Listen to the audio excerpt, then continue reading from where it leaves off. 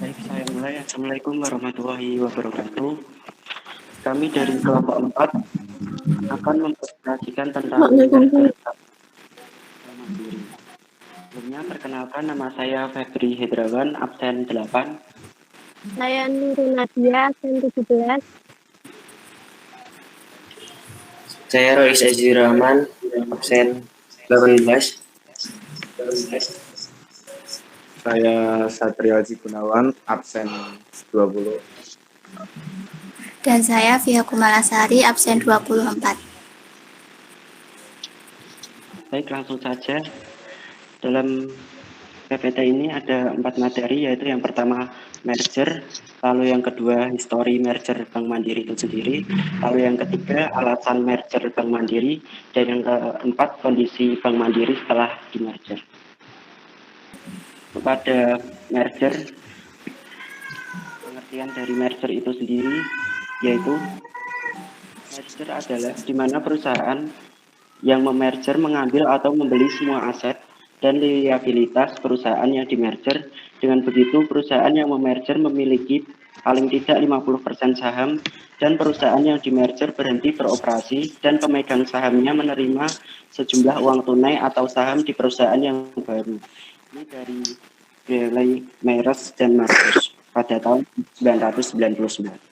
Definisi merger menurut Haryanto dan Sudomo yaitu sebagai penyerapan dari suatu perusahaan oleh perusahaan yang lain.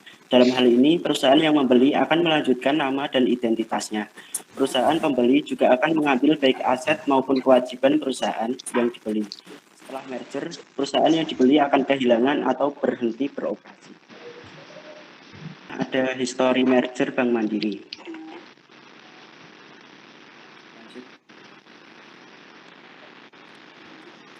Yang pertama, histori merger Bank Mandiri. Bank Mandiri yang kini berada di puncak daftar bank dengan aset terbesar di Indonesia, merupakan hasil merger 4 bank BUMN yang kala itu bisa dikatakan sebagai bank bangkrut. Keempat bank cikal bakal Mandiri itu adalah Bank Bumi Daya atau BBD, Bank Dagang Negara atau BDN, lalu Bank Pembangunan Indonesia atau Bapindo, dan yang terakhir Bank Ekspor Impor atau Bank Eksim.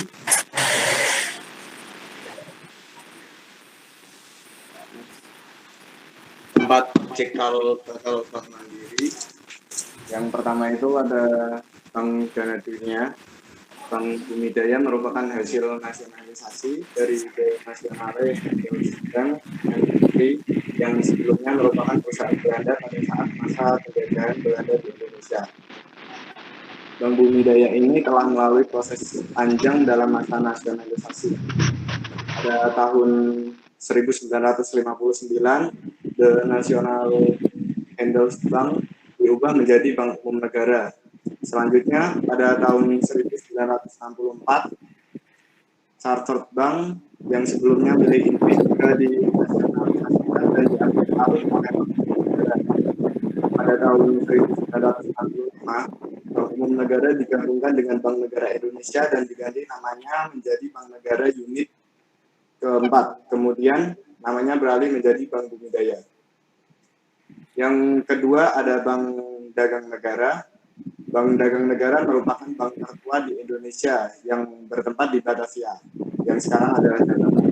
Dan ini juga melalui proses nasionalisasi dari Netherlands Indies Contomatschappij milik Belanda pada tahun 1857. Netherlands Indies Contomatschappij didirikan di Batavia. Selanjutnya pada tahun 1949 namanya berubah menjadi Eskomto Bank NV. Yang pada tahun 1960 Eskomto Bank dinasionalisasikan menjadi Bank Dagang Negara yang digunakan pemerintah untuk membiayai sektor industri dan pertambangan di Indonesia. Yang ketiga ada Bank Eksim. Bank Eksim juga melalui proses nasionalisasi dari perusahaan dagang Belanda bernama NV Nederland Handelsmaatschap yang didirikan pada tahun 1842 dan mengembangkan sektor perbankan pada tahun 1870. Berikut adalah proses nasionalisasi Bank Eksim. pada tahun 1960, perusahaan ini dinasionalisasikan oleh pemerintah Indonesia. Selanjutnya, pada tahun 1965, perusahaan digabung dengan Bank Negara Indonesia dan dijadikan sebagai Bank Negara Indonesia Unit 2. Pada tahun 1968, Bank Negara Indonesia Unit 2 dipecah menjadi 2 unit, yaitu Bank Negara Indonesia Unit 2 Divisi Ekspor dan Bank Negara Indonesia Unit 2 Divisi Impor. Pada akhirnya, keduanya disatukan menjadi bank eksim yang digunakan pemerintah untuk membiayai kegiatan ekspor dan impor. Dan yang keempat ada Bapindo. Bank Pembangunan Indonesia diawali dengan pembangunan Bank Industri Negara atau disingkat dengan BIN. Bank Industri Negara memiliki misi untuk mendukung perkembangan sektor-sektor ekonomi tertentu. Perkembangan sektor-sektor ekonomi tertentu, khususnya pada sektor perkebunan, industri, dan pertambangan. Berikut adalah proses pembentukan Bapindo dari BIN. Pada tahun 1951, Bank Industri Negara didirikan. Selanjutnya pada tahun 1960, Bank Pembangunan Indonesia dibentuk sebagai bank milik negara dan BIN digabungkan sebagai Bapindo. Pada tahun 1970, Bapindo diberikan tugas untuk membantu dalam pembangunan nasional dengan pembiayaan jangka menengah dan panjang pada sektor manufaktur, transportasi, dan pariwisata. Peleburan keempat bank plat merah ini tak lepas dari hantaman krisis moneter atau krismon 1997 sampai 1998 yang merontokkan perbankan nasional. Pemerintah turun tangan melakukan sejumlah langkah pembenahan. Bank-bank yang kinerjanya sudah begitu parah terpaksa dilikuidasi. Pemerintah juga melakukan program restrukturisasi perbankan, salah satunya dengan melakukan merger 4 bank BUMN yang kinerjanya kala itu sudah babak belur. Adalah tabel penjelasan mengenai besarnya modal, rentabilitas, dan likuiditas pada Bank BBD, BDN, Bank Eksim, dan Bapindo 5 tahun terakhir, dari tahun 1994 sampai 1998. Kita bisa lihat pada tahun terakhir, rata-rata mengalami persentase yang negatif. Pada tahun 1998, rasio kecukupan modal atau capital adequacy ratio atau CAR keempat bank BUMN itu sudah negatif. CAR Bank Eksim terdapat negatif 144,91%. CAR BDN sebesar negatif 79,3%, CAR BBD sebesar 39,57%, dan CAR Bapindo negatif 30,44%. Kemampuan keempat bank BUMN ini menentukan keuntungan juga buruk. Hal ini salah satunya tampak dari rasio atau perbandingan antara laba sebelum bunga dengan total aktiva atau return on asset atau ROA pada 1998. ROA Bank Eksim yaitu negatif 158,91%. ROA BBD yaitu negatif 127,81%. ROA Bapindo negatif 106,76%. ROA BDN negatif 106,59%. Sementara rasio likuiditas atau LDR keempat bank cikal bakal Bank Mandiri ini berada di atas 110%. Rasio LDR yang sangat tinggi ini menunjukkan bahwa dana pihak ketiga yang berhasil dihimpun bank lebih kecil daripada kredit yang disalurkan. Sehingga kemungkinan bank menggunakan dana mahal seperti dana antar bank atau call money untuk membiayai kredit.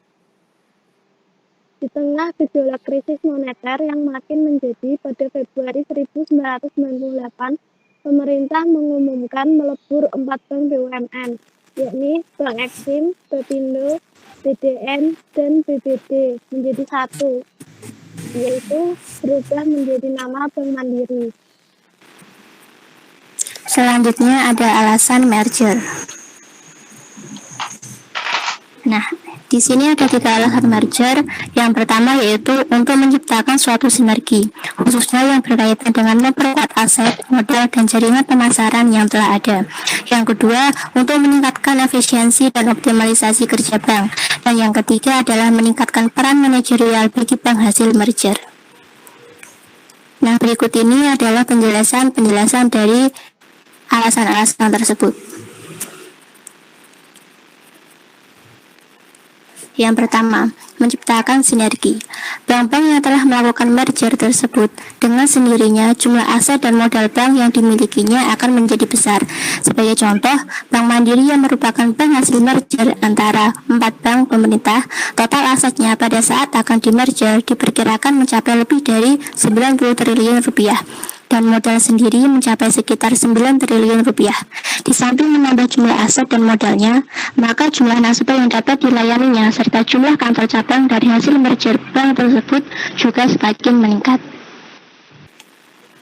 Nah, alasan yang kedua, untuk meningkatkan efisiensi dan optimalisasi kerja bank. Dengan adanya merger, bank tersebut diharapkan akan dapat meningkatkan efisiensi kerja melalui pengurangan berbagai aktivitas yang sama yang ada dalam bank. Sebagai konsekuensinya, harus ada kerelaan untuk melakukan perampingan karyawan dalam berbagai tingkatan level posisi atau jabatan.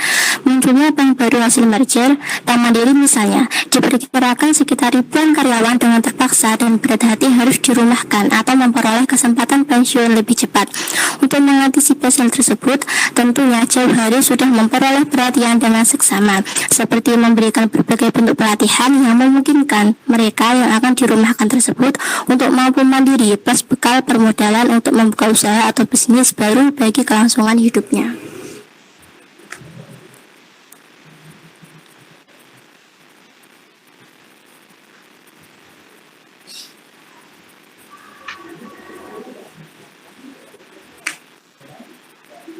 Selanjutnya, yang ketiga adalah meningkatkan peran manajerial bagi bank hasil merger.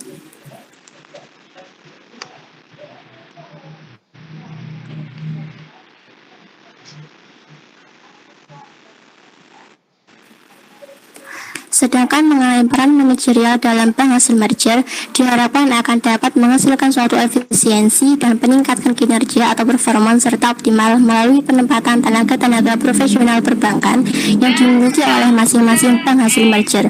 Dalam hal ini, penempatan terhadap tenaga-tenaga profesional dalam bidangnya masing-masing tersebut hendaknya dilakukan berdasarkan bukan saja dari sisi profesionalisme, tetapi juga perlu memperhatikan prinsip-prinsip keadilan, kebersamaan, dan keterbukaan atau transparansi bagi semua pihak.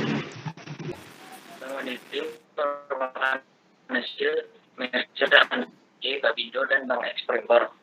Hasil merger keempat bank ini dilaksanakan pada tahun 1999. Dalam proses penggabungan dan pengorganisasian ulang, jumlah Bank Mandiri dikurangi sebanyak 194 buah dan karyawannya berkurang dari 26.600 menjadi 17.600. Mandiri 2/9. Sebagian berbagai dilaksanakan oleh pemerintah pada bulan bank tersebut bergabung. Kini Bank Mandiri menjadi penerus suatu tradisi layanan jasa berbagi pengalaman selama lebih dari 140 tahun. Masing-masing 4 bank bergabung memainkan peran yang penting dalam pembangunan ekonomi. Saat ini berkat kerja keras lebih dari 21.000 karyawan yang tersebar di 909 kantor cabang didukung oleh anak perusahaan yang bergerak di bidang investment banking, perbankan syariah, serta bank assurance. Bank Mandiri menyediakan solusi keuangan yang menyeluruh bagi perusahaan swasta maupun milik negara komersial serta nasabah konsumer.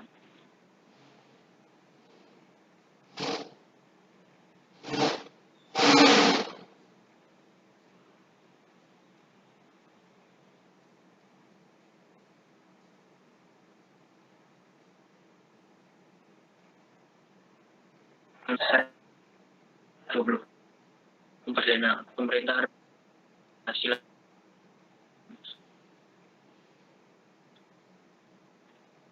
akan di Bank Dana pihak ketiga. Total aktiva per 31 Desember tahun 2005 sebesar 254 3 triliun miliar US dollar dengan pangsa pasar sebesar 18%. Jadi total aktiva perbankan di Indonesia. Jumlah dana pihak ketiga Bank Mandiri sebesar 19,9 triliun atau sama dengan 17,6% dari total dana pihak ketiga secara nasional, di mana jumlah tabungan merupakan 16% dari total tabungan secara nasional. Begitu pula dengan pangsa pasar deposito berjangka sebesar 19,1% dari total deposito berjangka. Mata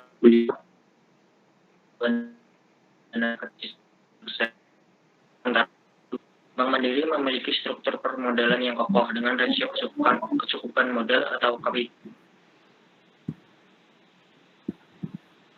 adequacy 3,7% pada akhir tahun 2005, jauh di atas persen. Pada bulan Maret 2005, Bank Mandiri cabang yang tersebar di Indonesia, 6 cabang di luar negeri. Selain itu, Bank Mandiri mempunyai sekitar 5.003 anak perusahaan utama yang Syariah Mandiri, Mandiri Sekuritas, dan Aksa Mandiri.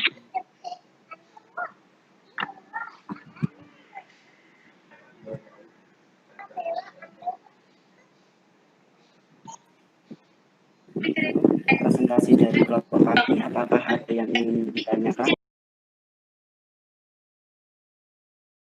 Saya ingin bertanya. Silakan, Ulia. Ya, terima kasih atas waktunya. Menurut kalian, dengan kondisi ekonomi yang tidak tentu seperti sekarang ini, salah satunya akibat dipengaruhi oleh adanya pandemi, adakah kemungkinan Bank Mandiri melakukan merger lagi untuk kedepannya? Kalau iya, alasannya kenapa? Terima kasih. Terima kasih atas pertanyaannya. Lalu selanjutnya, apakah ada yang ingin ditanya? Saya izin bertanya.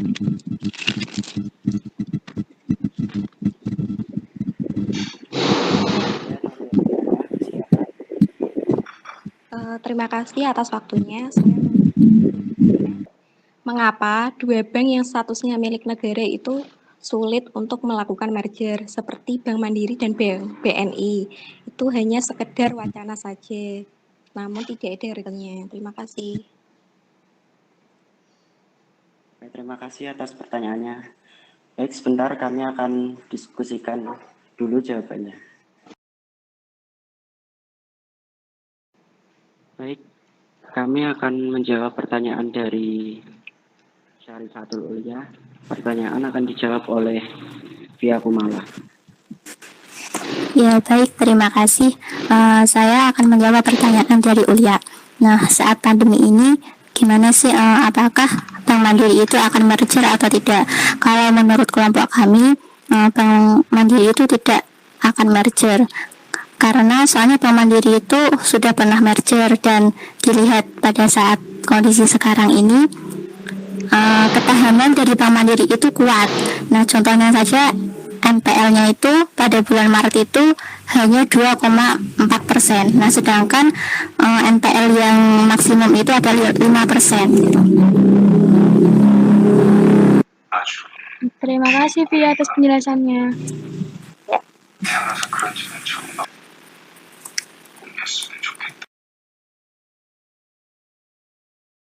Baik, selanjutnya saya akan menjawab pertanyaan dari Nurlutfiana. Tadi ditanyakan mengapa BUMN atau bank BUMN sulit di merger. Nah, menurut Direktur Utama BNI, mengapa merger bisa gagal? Pertama, karena timing. Kedua, karena pemilihan partner. Kalau tidak bisa pas, juga bisa gagal. Lalu ketiga, gagal dalam melakukan persiapan, pendekatan, dan konsolidasi internal, sehingga menghindari perubahan gejolak di karyawan, sampai mereka itu feel confident atau percaya merger ini menguntungkan.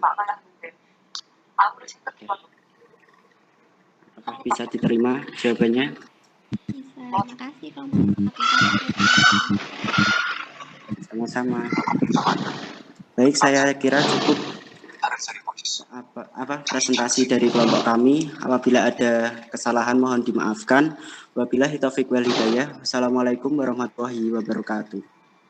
Waalaikumsalam warahmatullahi wabarakatuh.